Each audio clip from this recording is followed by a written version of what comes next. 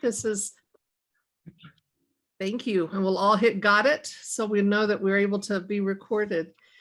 It's an opportunity for the core transition team to share with you different aspects of what they've been working on and dreaming about and putting all kinds of creative energy as well as listening to God's Spirit in design and shaping of this new wonderful presbytery called Coastlands.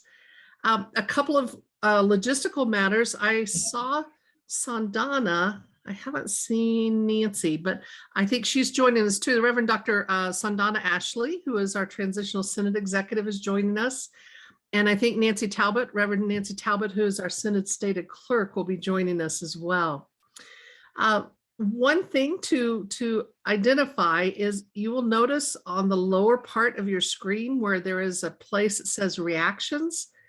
If you click on that just for a moment, you'll see it says raise hand, and that's your electronic hand. And so as we move into our time of discussion and our time of asking questions, I would particularly ask, just a personal request is if you use that, what that does is it places you on my screen in the order that you raised your hand. And so I can call on you by that order.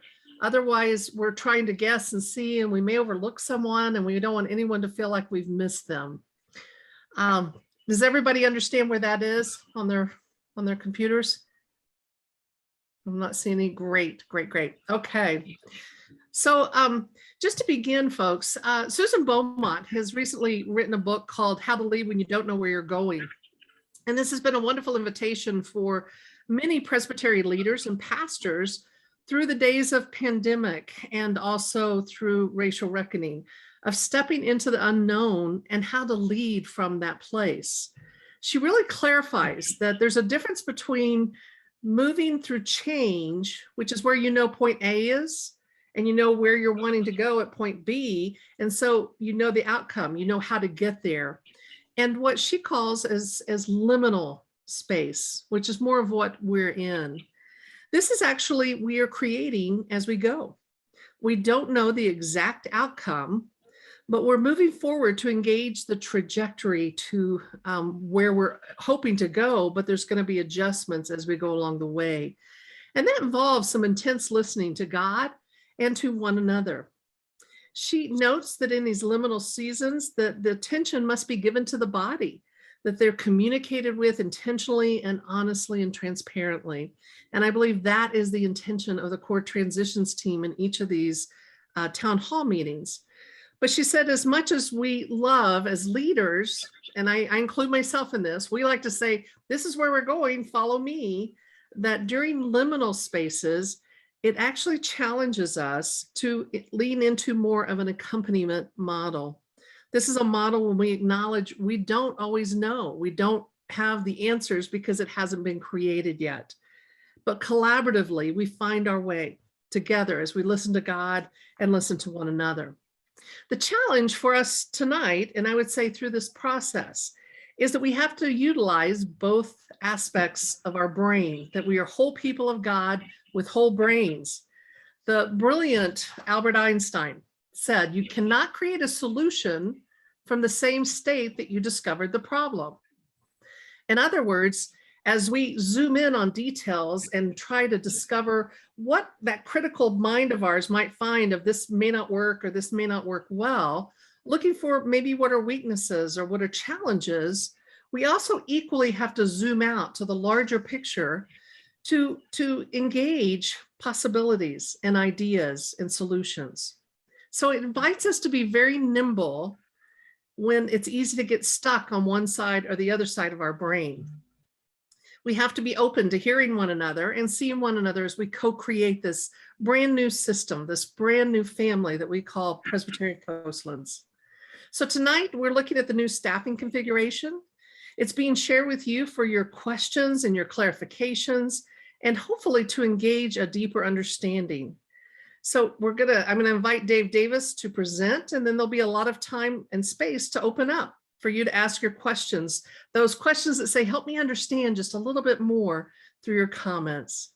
So with that being said, and with God's blessings on our time together for great conversation, Dave, I invite you to come forth and to share in the communications from the staffing configuration, Pedo. Thanks, Dee. Could you, in addition to your opening remarks, which are helpful, would you mind praying for us? I know I could use it. I would love to. Friends, let us pray. Creative God, you call us to be, to serve with imagination and creativity and love. And so in these moments of sharing ideas and possibilities, engage our full selves, the selves you've created us to be, to step forward and to listen deeply, to learn, to see and ask clarifying questions as we move forward together in shaping the presbytery that you're calling us to be. We ask all these things in Christ's name. Amen. Amen. Thank you so much. Good evening, everybody. I'm Dave Davis. I'm a teaching elder, pastor, head of staff at Nassau Presbyterian Church in Princeton, and have for the last almost 2 years served on the staff and structure transition team. And I've done that with Ann Schoonover and Jan Margolis, Kurt Cabot, and Doug Hughes before he retired and ran away from us down to Florida. And then Fred Gary joined us in Doug's absence. I want to express my gratitude to that team. For much of the 2 years, we were meeting every week. And we would each of us say that the work that we've done together, we're excited about the content, but we are even more excited about the relationships and the processes and the way that we found ourselves bound together, even though we never had a meeting in person. And so we're grateful for one another, and I'm grateful for the chance to speak to you a little bit about where we are at the current time. We did share a rationale that was sent around, and if you didn't have a chance to read it, I encourage you to read it after the meeting or even during the meeting. I wouldn't say that if I was preaching a sermon, but if you wanted to take a look at that, I'm not going to address it in detail. I'm going to hit some highlights. So I'm going to make some preliminary comments, make some highlights on the rationale, and then get to the nitty-gritty of what we're currently, the vision as it stands coming out of staff and structure.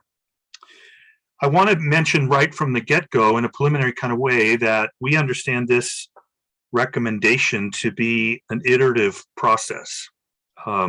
While 2 years, it'll be 2 years in February, seems like a long time that we've been doing this. A large part of our work midstream was working with the AC to make some temporary staffing recommendations. And so that occupied our plate for a while. But we believe that it's an iterative process that has now included, we made a report to the core team and to the AC and to the trustees from November into early December.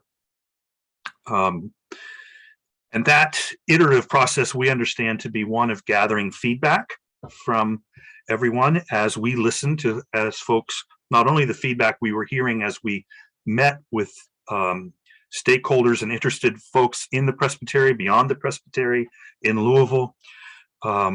So feedback is a part of this process. We also understand a part of the iterative process to be the financial forecasts and the realities as the trustees come to have a better understanding of our Presbytery's budget and sources of income.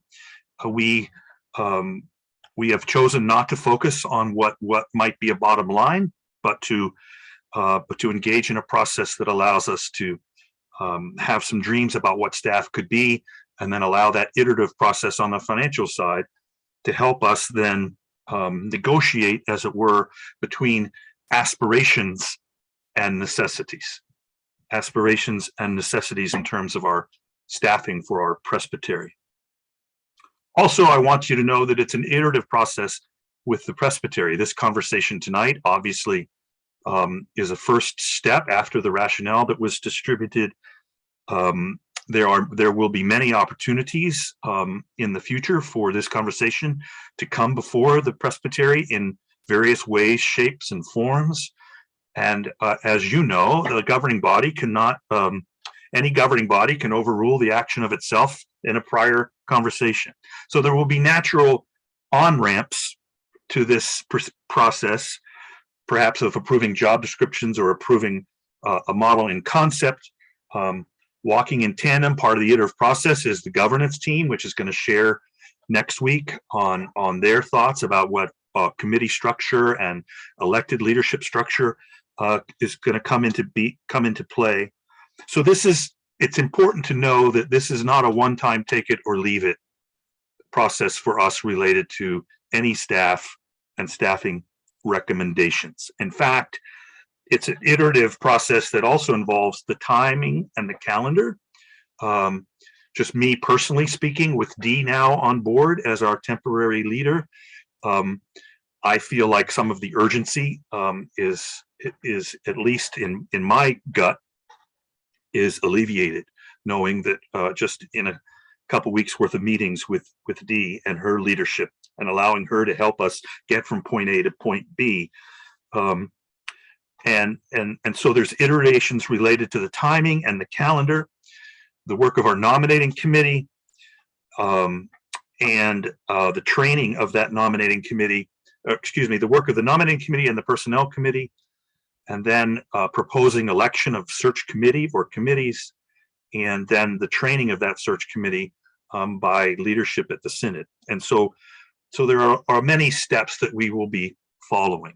I should say that part of the iteration for me, of the iterative nature, is that I was able to share at Dee's invitation what I'm presenting to you tonight. I was able to share with staff earlier today as well, and answer their questions.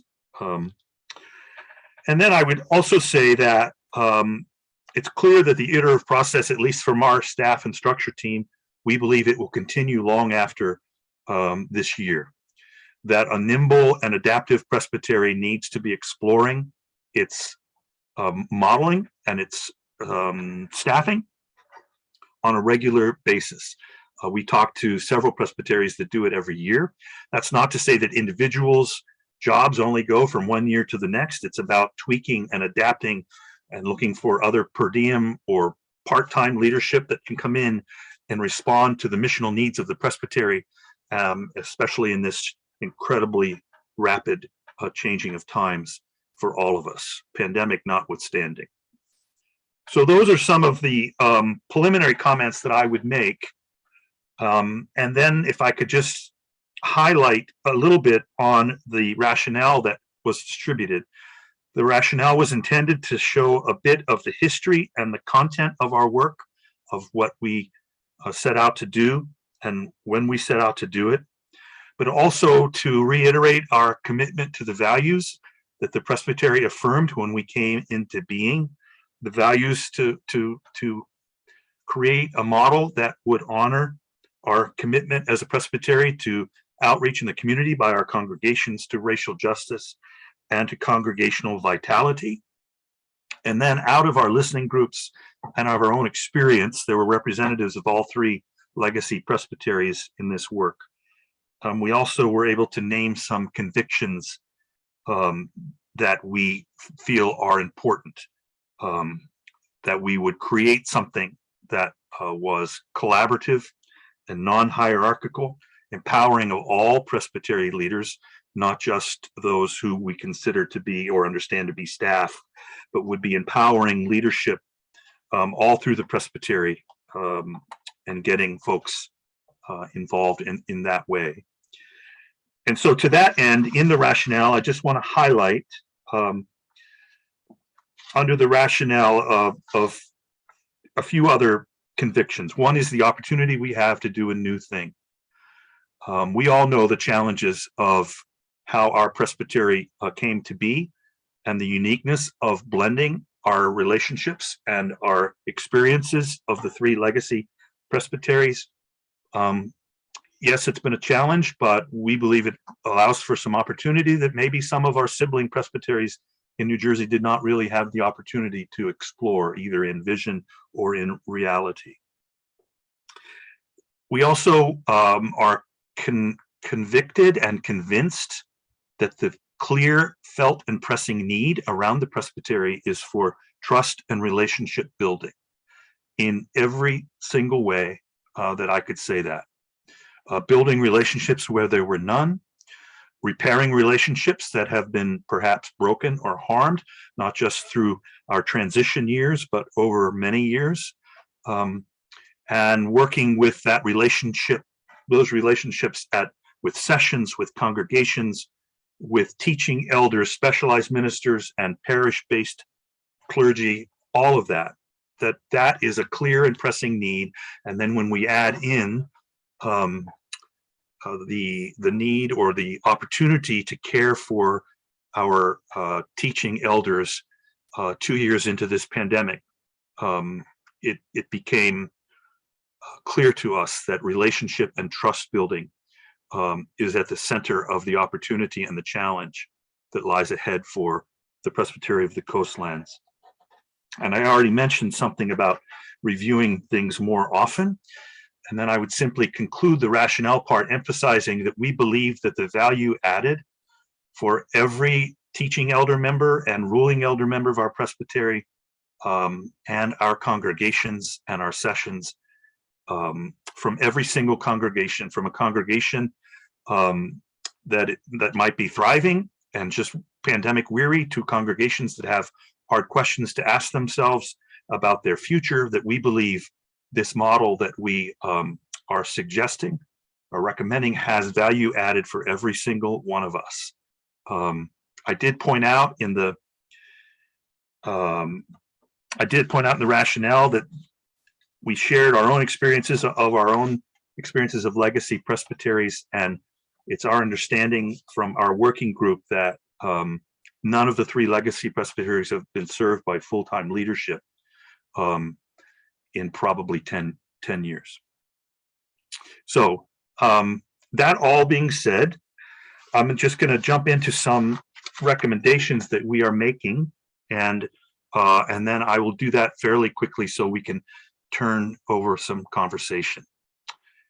I'm going to focus right now on recommendations related to 4 paid and salaried positions. 4 paid and salary positions. And the most, it's not cutting edge, but the strongest or the most the recommendation part that might seem the most surprising to some is that we are recommending a co-leader model of 2 full-time co-leaders for the Presbytery of the Coastland. Part of the feedback we've had over the last few weeks is we are strongly recommending eliminating the word executive from the role of the leader. And that's a hard habit to break, but terminology is important. And so I might slip in a minute, but we're committed to recommending co-leaders. And let me describe these co-leader positions. The first co-leader position we are describing as a relational co-leader in the presbytery. And the areas of emphasis in this job description and this leader would be trust building, meeting pastors and specialized ministries, congregational support in every way for sessions, for congregations that might be in conflict, for congregations that might be in transition of pastoral leadership, and for congregations that are exploring their own vitality in ministry. That this role for a co-leader doubles down, triples down, quadruples down on the relationship building. And if we can build the relationships, some from the ground up, we would expect then that the volunteer pool for all of our elected positions would rise exponentially based on the success of the effectiveness of building those relationships, repairing relationships, and cementing relationships. This person would work primarily as a staff liaison with the Committee on Ministry and all the related work of the Committee on Ministry. The second co-leader is a administrative / operational co-leader, also a full-time position, who is the operational supervisor of the administrative roles and responsibilities in the Presbytery, from communication to IT to finance to funds development and grant writing, and also working with congregations that have church property issues of any kind, and also working whether it's dissolution of church property or development of church property, repurposing of church property, that this administrative co-leader, that would be in their repertoire, in their portfolio. Both of these co-leaders would have in their portfolio what we have called social justice advocacy.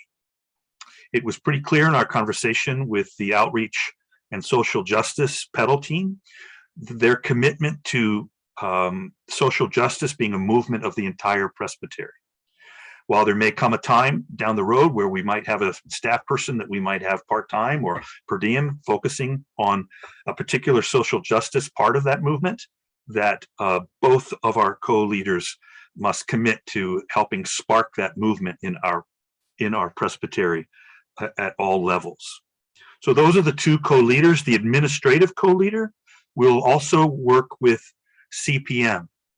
Our conversation with CPM leadership, including James, who's here on the call, was that the primary need for CPM is in the administrative support of helping to keep paperwork, what we used to call paperwork, organized, and engaged and communicate with the plethora of candidates and inquirers, not necessarily attendance at meetings, but facilitating the backroom support for the work of CPM, knowing that the stated clerk is available for any constitutional questions that come up along the way. Which leads me to a third paid person, part-time, the Presbytery stated clerk.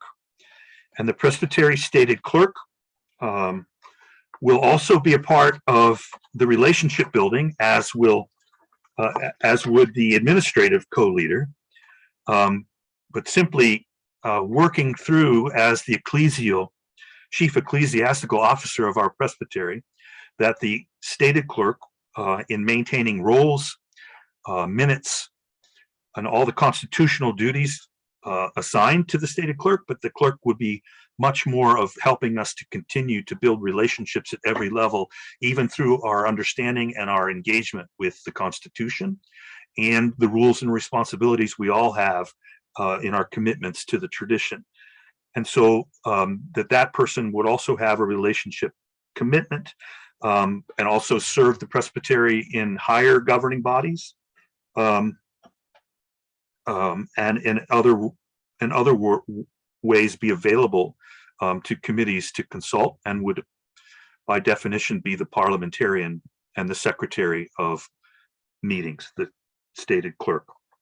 Again, that this would become a part-time position, and frankly, the exact hours at this point have not been named, because we understand that as we continue through the transition, those hours could be adjusted over the next months and years as the Presbytery matures. I like that word, as the Presbytery matures.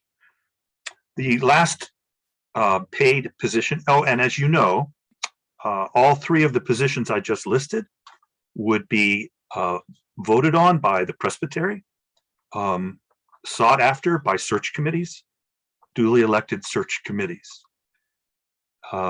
The last salary position that I want to describe to you is a full-time administrative person. We've tried various ways to describe that position over the last several weeks and months, and to say anything more than a full-time administrative person we found adds to confusion, and that we would expect this person to give full support to the co-leaders and to the COM and the CPM, and then of course other task forces and the constitutionally required committees of representation and other committees that are required, but also then would give full support for the elected leadership that the governance team will recommend, and go hand in hand with that support. This person would provide Also communication support, and help drive the communication through the presbytery.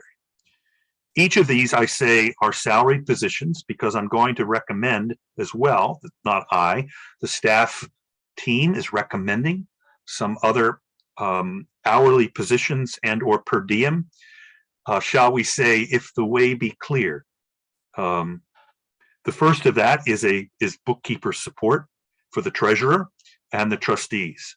And for the trustees, in conjunction with the treasurer, to determine how many hours that we need bookkeeping support. And I don't think bookkeeper is even a strong enough language, because I've learned from the treasurer that it could be anything from someone who's making sure people get paid to someone who is cutting checks for the body, to running to the bank, and then to balancing everything. So that kind of support we currently have and would continue to need in conjunction to support the trustees and the treasurer.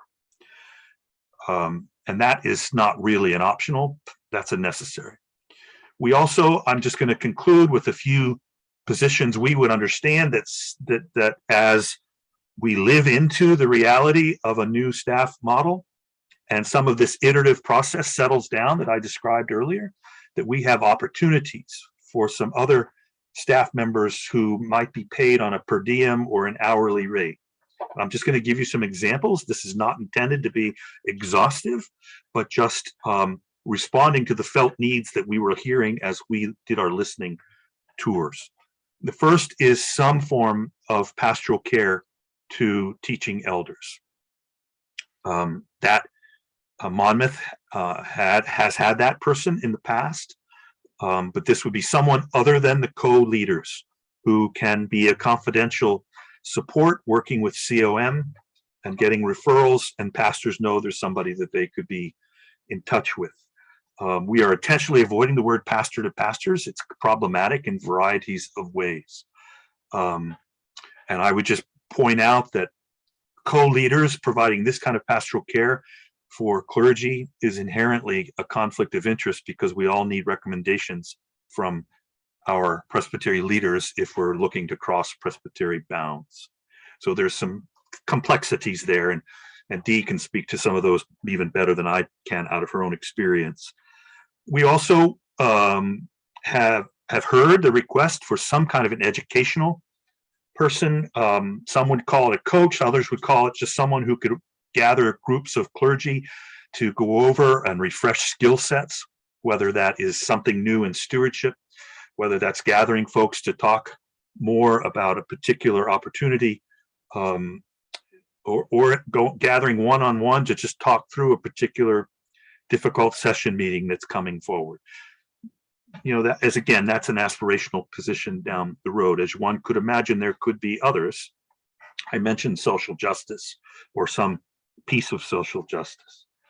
We could also imagine some stronger communications help, depending on the person who is hired to be the full-time the full-time administrator, that more a fuller support of our messaging and our pushing it out on all of our social medias. We've made such great strides with our communication pedal team, and we don't want to lose the energy, and we want to continue to support that, and could imagine that as well. Our current IT arrangement is with an outside outsourced firm that simply makes sure that our staff has the necessary virus protection, and there's some cost involved if there is a problem over and above the protection.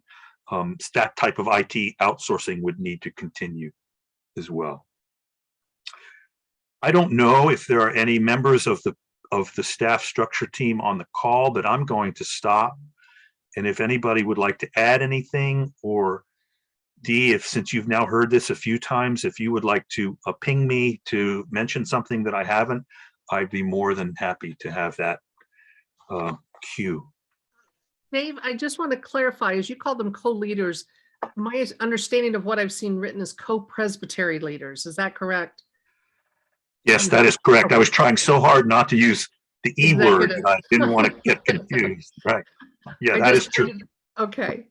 And just a clarity on the pastoral care role or piece, or not being pastor to pastor, it actually becomes more, to me, more than references, it's judicatory, and how y'all outline if somebody perceives they're coming to anyone on staff, and it really could be anyone who's a member of the presbytery, to share of their hearts as a confession, that they are aware that depending on how your sexual misconduct policies are and your reporting, it's just like a therapist. The therapist says, I will maintain confidentiality unless you're going to be of harm to yourself or someone else.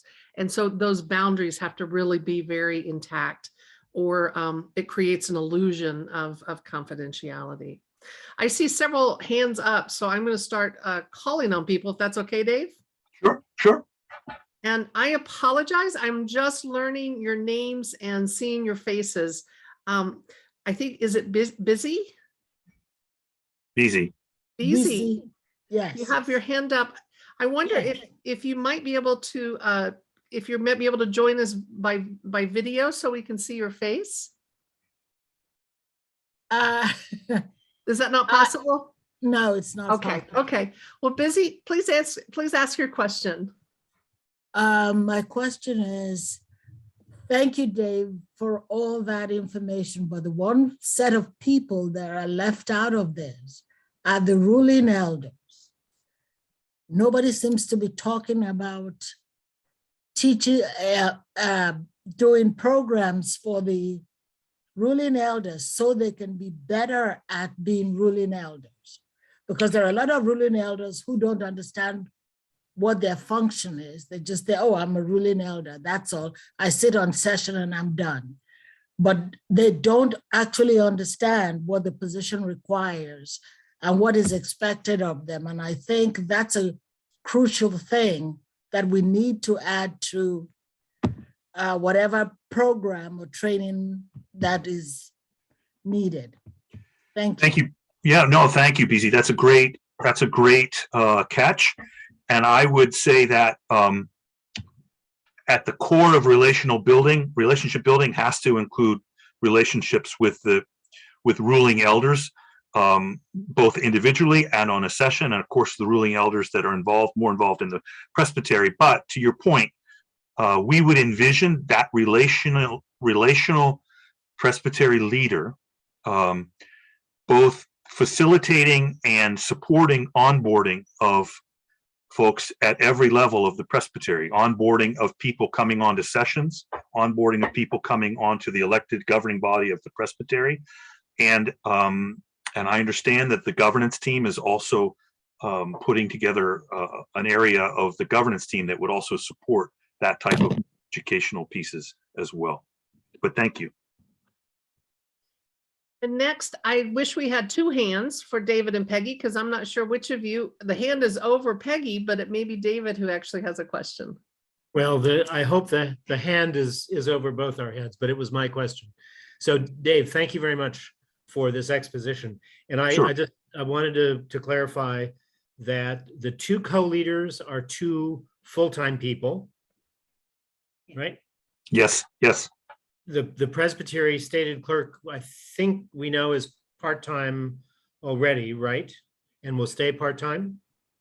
Yes, I think in the transition, Sue's time might be closer to full-time in the current time we're in, but yes, it would be part-time. Okay.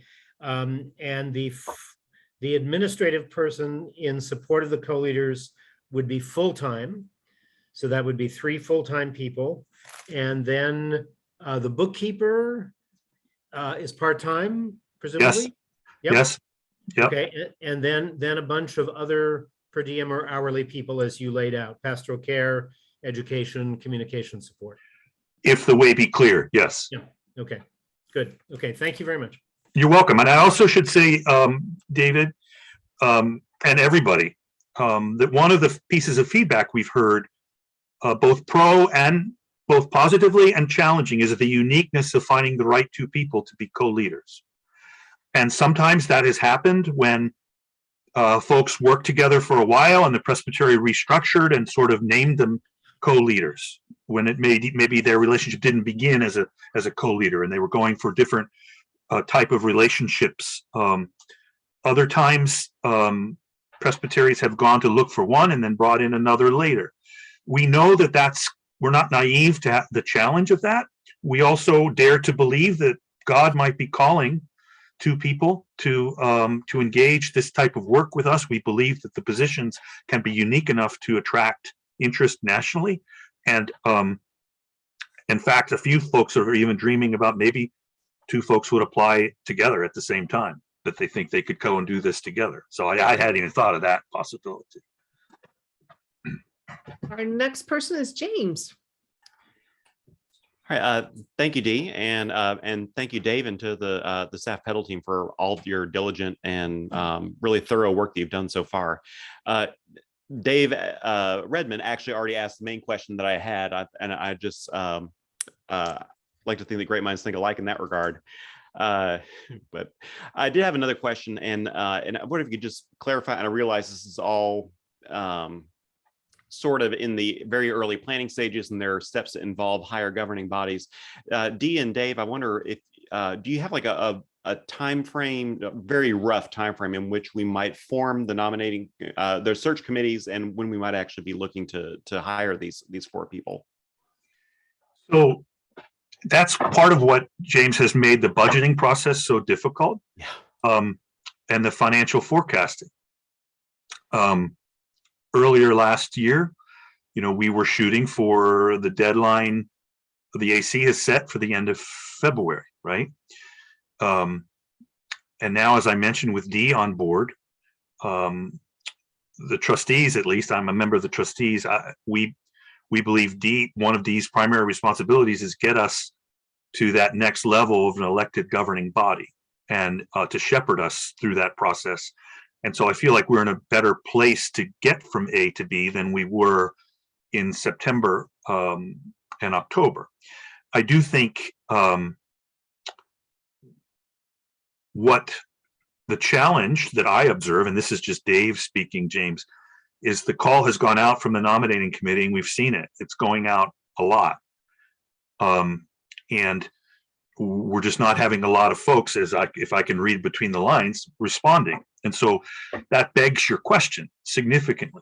And I would dare to believe that relationship building, I said that earlier, that the relationship building will have a direct impact on folks stepping forward.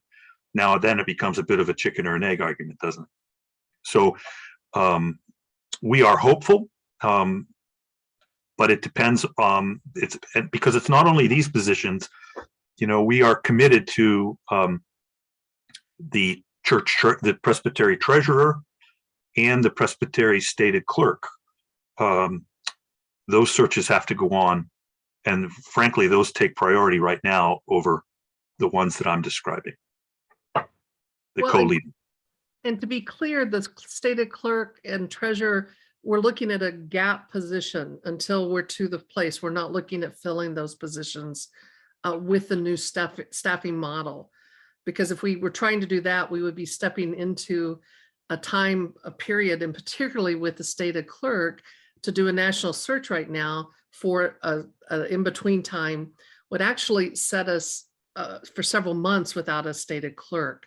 So we try to keep track with everybody. It can be confusing.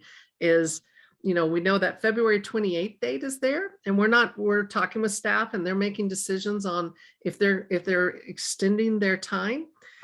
We hope other committees are talking about extending their time, but then there's the new search for these new positions. And so that has an influence. Also, James, to answer and to just let folks know is it's a longer process, because it involves not just a search committee that makes a decision, but indeed y'all are involving the entirety of the Presbytery in electing a search committee. That search committee will be trained and supported by the Synod and the Synod leadership. And they really will work through the process of what has to happen for both the co-Presbytery leaders as well as the stated clerk position. And those are national searches. So it involves the election of those individuals, the training, and then they start looking at what exists here. They form and shape some of what y'all are setting forth as this is who we feel God is calling to lead. Part of that challenge is the structure itself has not finished its final form. So it's two kind of moving parts together. And then you go through the whole process of receiving PIFs, of going through interviews with the co-presbytery leader position. There's questions of, will those be concurrent? Will they be happening at the same time, or will one be filled and then there'll be a time period before the other is filled? So there's several questions that impact length of time before those are come to a conclusion. I wish I could say this date it'll be done, and the reality is there's several moving parts that still we haven't put the anchor in to be able to communicate about. Sure.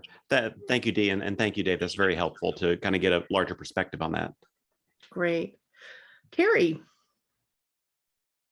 Dee, thank you very much for giving that answer to James's very pertinent question. And also thank you, Dave, for lining out this marvelous opportunity to have individuals called and serving this wonderful presbytery. My questions are more comments, and I'm going to wear two different hats. My first is a personal hat, and then is my second is a professional hat. The personal hat is, I formally joined this presbytery only in November of 2021. But I've been around here for 22 years. It kind of blows my mind to know that I've known a lot of you on this screen for that long, but only in returning to the Princeton area 2 years ago have I gotten a chance to know more and more of you. So I'm excited to see so many people involved in this. And Dave, I love what you described as to the work of the pedal team and the result to which you've come. The second set of comments is with my professional hat. As the regional church consultant for the Board of Pensions, it's a real privilege and joy to be able to serve this presbytery as well as 25 other presbyteries. And I wanted those here to hear that I do believe very strongly that what the pedal team has come up with as a recommendation is a very good one. And I say this because having seen these other 25 presbyteries and many different staffing models, this idea of co-presbytery leaders is one of the most effective ways to accomplish where I think we need to get through this liminal space and to the other side. Out of that commentary, I'd also like to put a plea in to the pedal team, Dave, for you and for others' ears. And Dee, if you have an opportunity to play a part in this as well. I love BZ's question about ruling elders.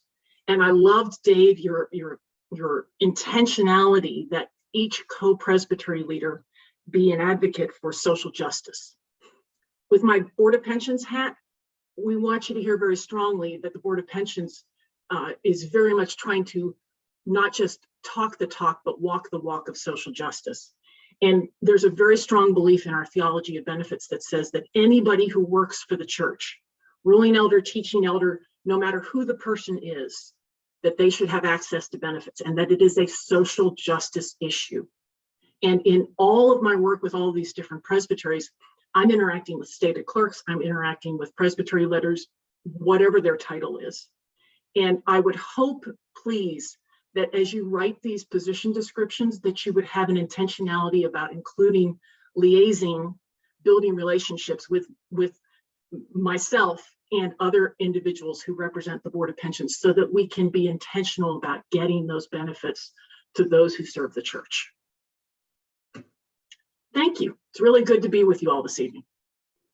Thank you, Carrie. Thanks for joining and sharing also just your relationship and the connections here for so many and for your service. We appreciate it. I think the next person in line is Mike. Thank you, Dee, and thank you, Dave. Dave, when you spoke about admin support for CPM, it reminded me that one project we're working on with the relationship building paddle team is an expanded directory. And this is an idea that I think we discussed way back in the beginning of the pandemic when Molly and Jerry were running multiple virtual meetings, and Jerry had the idea to do the virtual justice concert, and trying to find the right people in the many churches of the Presbytery was a bit of a challenge because the folks we needed to speak to weren't necessarily listed in that directory. So currently, in the work we're doing with the relationship building team, there's a draft with 20 different categories of people involved in different activities throughout the Presbytery that could be ways you could organize a directory. Something that large would probably have to be a virtual or electronic directory. That would be too tough to keep that on paper and up to date. But something that big would, I think, need paid support. It would be a lot to ask a volunteer to keep that up to speed. So I just wanted to make sure you had that in your calculations, is what paid support could be utilized for. Thank you.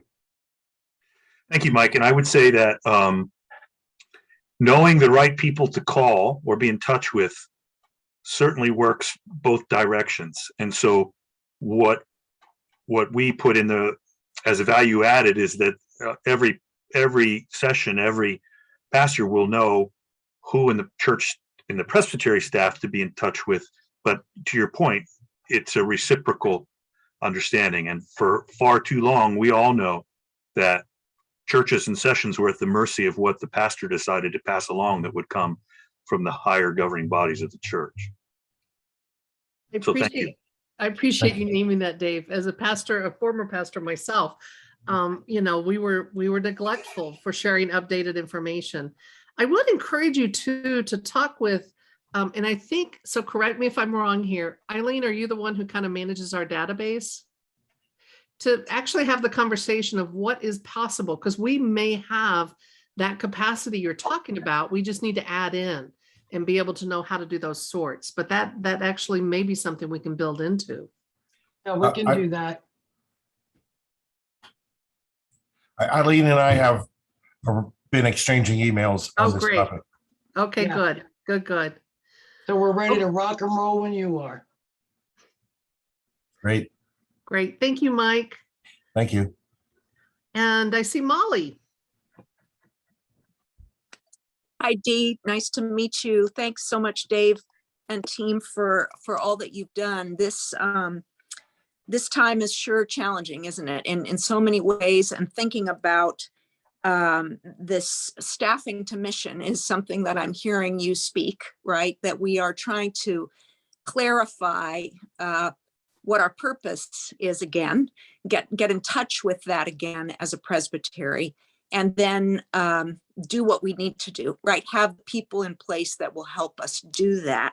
So I wanted to ask a couple, there may be more general questions, but I know something that I've been hearing numbers of us hungering for is better data about who we are actually as this new presbytery. Who are we? What are we? What pastors exist? What congregations? What is their sort of basic status?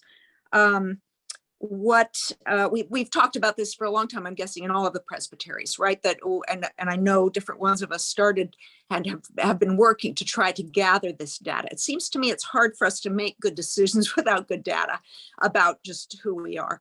So I'm wondering, in that vein, what is the relationship between this staffing model and our resource analysis? You mentioned that some of it might be aspirational right now. Where are we? We haven't seen, I don't think we've seen a financial report really of any kind yet as a presbytery. What do we know about on the one hand, our financial resources, which of course are very important, but on the other hand, what do we know about our people resources? What do we know about our capacity, both as presbyters who expect to participate in some way in the work of the presbytery as volunteer leaders, or in whatever way we are able to bring our gifts to bear, as ruling elders, as we've noted from the comments here of these capable ruling elders. What is our capacity as a new presbytery? Have have we assessed our capacity to carry out our mission in any way as it relates to hiring people to help us do that thing? So that's kind of what I'm curious about these days. You know, nonprofits do this a lot, right? They do capacity assessments. They analyze, what have we got here to work with? And then what do we need to bring along? So I'm wondering if there is a relationship between any kind of analysis that we've done of ourselves and what we're talking about here, and or if there's still work that needs to be done to connect those dots. Thank you. Thanks for the question, Molly. I think I will answer as a staff with my staff structure hat on, and then I'll just answer as a presbyter and some observations that I have myself over the last 2 years. And I think what we envision is that this recommendation allows us a better bandwidth to accomplish what you are asking for than we currently have. Now that begs the question of whether we can afford it, and I understand that. So the trustees are working on per capita expectations and other income expectations, and trying to bring that into match what our expectations for expenses are as this rolls out. And that's a delicate balance that most of us aren't actuarial. We're not actuaries. Sorry. So, but that work is being done. There are other pedal teams that I understand are working on the kind of thing that Mike mentioned. But I would simply observe, this is my personal observation, and I can only speak to our teaching elder colleagues, Molly. And it's my observation that we're not bringing our best on the Presbytery conversation related to teaching elders. And that's just an observation and of mine, of observing and talking to my own colleagues. So I think we would be in a different place in the transition if more of our colleagues would have stepped up.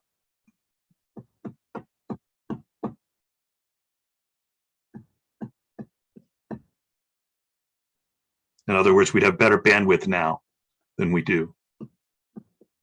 I don't know if that doesn't really answer your question, but I do think that we're trying to address the mission needs while, as you observed, while making sure we're getting the nuts and bolts done that have to be done for the Presbytery to function. And I think that our current staff are working hard on that piece. And so introducing new studies or capacity tests at this point, until we have a different, we have a better capacity among volunteers, or we have a better capacity among staff, I think it's a little bit of a struggle. That's my honest answer. Thank you, Dave, for your transparency and also for your insights and your own personal experience. Are there other questions, other comments, things that were at 5:54 and things that you feel like I would go home and think I would turn off. I wouldn't go home. We're no longer at a location, but I wish I would have said this, or I wish I would have added this into the conversation.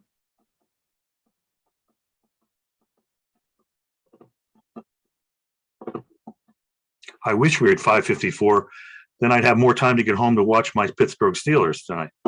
Oh, I'm sorry. I'm at 5:54. I know. Sorry about that. I actually have a sheet to help me make a transition time with y'all. So sorry about that. That's my own. Okay. My own. I'm going to call. I know Dave. So Peggy, is this your question? Okay, so we'll call on Peggy. So for the next question. It's a very short question. It's would you please send out a written statement of this to everybody soon? like well before the next meeting, because at my age, it's easier for me to read something and think about it for 3 days rather than to be given it at the minute I'm supposed to make a decision about it. And I think it might be true of other people as well. Thank you. Well, and to be clear, we're not asking any decisions tonight, but yeah, we will follow up with something in writing. Okay. And one of the lessons learned from our earlier feedback with other groups was the things in writing without commentary created more confusion. So hopefully our conversation tonight will put the context around then reading what we would send out in terms of these positions. Okay, and it may be just a personal feeling, but I feel like when information is withheld, why is it being withheld? So I'm much more comfortable with information that I don't understand than with a lack of information. Well, and I would just say we're not withholding it. We're now letting it go. And I said I shared why if the perception is we withheld it so that we could have a context to then receive it. And without that context, it would have created a lot more questions than even now. So I don't mean to sound defensive, Peggy, but we'll get you the information. Okay, thank you. Mm-hmm. And Jean has her hand up.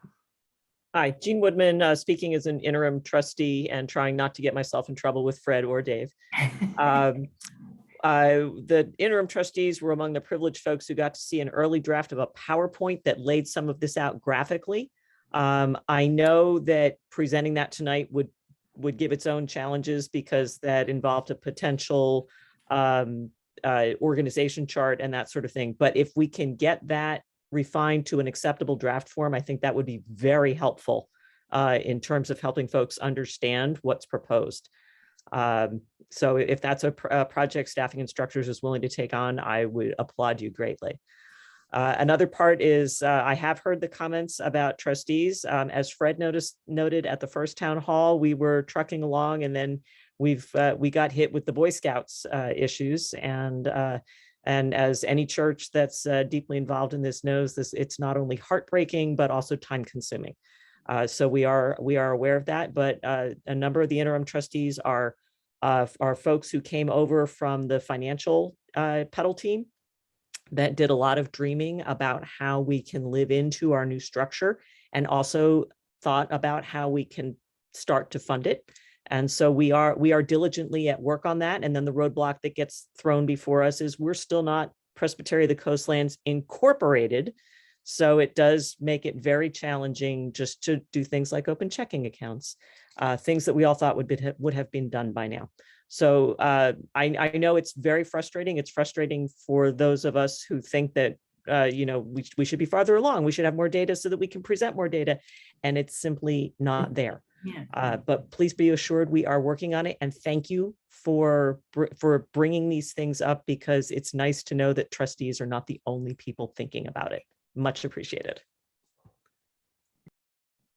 Thank you, Jean. Anybody else? Dave, do you have any ending comments? No, I'm happy to receive any emails directly at dave@nassauchurch.org. If someone has some questions that you think of after tonight, I'm happy to receive those. Or you could email Dee and she could pass it on to our team. And yeah, happy to keep the conversation going and commit to it as an iterative beginning. I would like to share just my appreciation and thanksgiving for the staff and structure team, for Dave and their leadership, for taking the time and the energy and the creativity to continue to kind of live into a model. I'll call on you in just a moment, Sherry, if that's okay. Is also for the existing staff. I would invite you to reach out and just kind of give them some little love, because they've been really carrying nuts and bolts, as we indicated. For all of those who have been doing such wonderful work in the transition, either as interim committees or commissions, or also the staff, the core transition team. The bandwidth is what I see is it's really pulled. And so shore up, give thanks. maybe even consider saying, how can I help if you're not a part of that, or adding your name into or others' names into consideration of stepping into the leadership that's going to continue with this presbytery. As well are, those that have, I'm sorry, excuse me.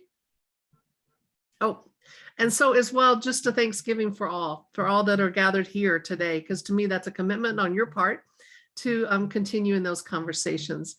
Cherry, if you have your comment, and then I'll close this briefly in prayer. No comment. I was just curious if somebody could just go over really quickly, what's the next steps from this? Like, what can we look for? Or I can speak. I will send out some form of a graphic. For those of you on the call who saw our initial graphic, trust me, I will make it a lot simpler. I don't want any further heads to explode other than those that already did. And then I know from the core team that our conversation next week will focus on the work of the governance team, which will go hand in hand with and help put some pieces together, I think, as things start to take a little better shape. I don't know if Dee or Hannah had anything to add to that. I would add that I expect at the January Presbytery meeting that the core team will be putting forth something regarding staffing to vote on. The way and the mechanism still to be determined, whether we're voting on a concept or we're still discerning what the best way to put this forward for a vote is. And likewise, there could be some governance things at the January Presbytery meeting.